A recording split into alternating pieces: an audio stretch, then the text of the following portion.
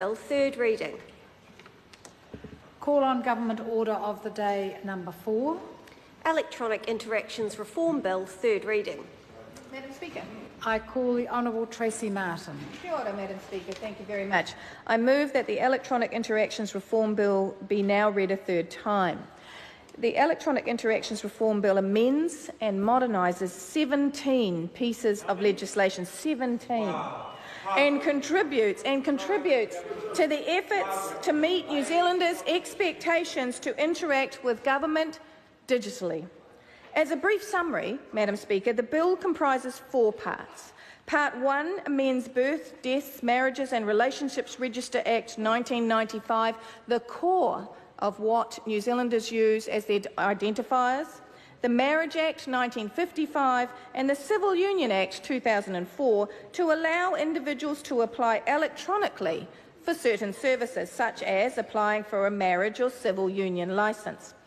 This would provide an alternative to physically going to an office to complete a statutory declaration. Part 2 of the bill amends the Electronic Identity Verification Act 2012 to allow consent-based use of an individual's photograph.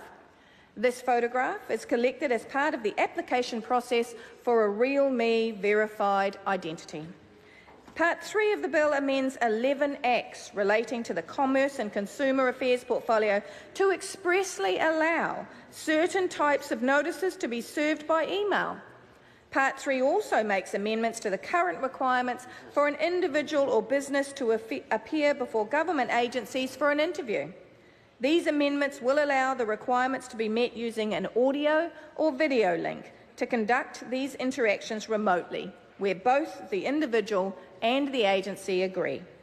Part 4 of the bill amends the Conservation Act 1987 to ensure that fishing and game hunting licence holders can vote online in Fish and Game Council elections if they wish. Part 4 of the bill also amends the Wildlife Act 1953 to allow the image of the game bird habitat stamp to be incorporated within a game hunting licence. This would instead require a physical stamp to be adhered to each licence. This change will help the online sale of licences and respond to anticipated future demand for digital licences. This may even become accessible through portable electronic devices. The bill was introduced to the House on the 21st of September 2016 and referred to the Government Administration Committee on the 13th of October 2016, and I thank the members of that committee for their careful consideration of the bill and the submissions made on it, and for the constructive amendments they made, which have certainly improved the bill. The committee reported back to the House on the 12th of April 2017 and the bill had its second reading on the 28th of November 2017. I am very pleased this bill has been able to move through its remaining stages rapidly so that we can soon put the bill into effect and begin to realise the benefits it will bring. Mr Speaker, I welcome members' active engagement in debating the bill's provision during the Committee of the Whole House.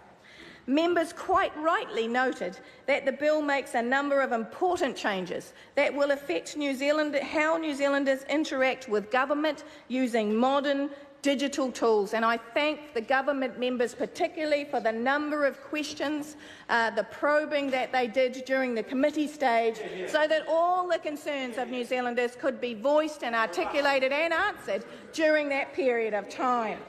In particular, members debated the use of email notices enabled by the amendments in Part 3 of the bill. Members of the government discussed the potential impact of the changes on recipients of these notices and the circumstances in which agencies could use email notices. I would like to reiterate that the Select Committee recommended an important change to the provisions in Part 3 so that agencies needed to prove that an email notice was properly sent to an email address that is actively used by an intended recipient. This clarifies that agencies have obligations when sending their communications instead of just placing the burden on the recipient to prove they did not receive the email. And even if an agency can prove that the email address is actively used, the recipient will still be able to rebut the presumption of receipt by providing the relevant agency with appropriate evidence. Providing evidence may involve the recipient making a statutory declaration, making it clear the email was not received.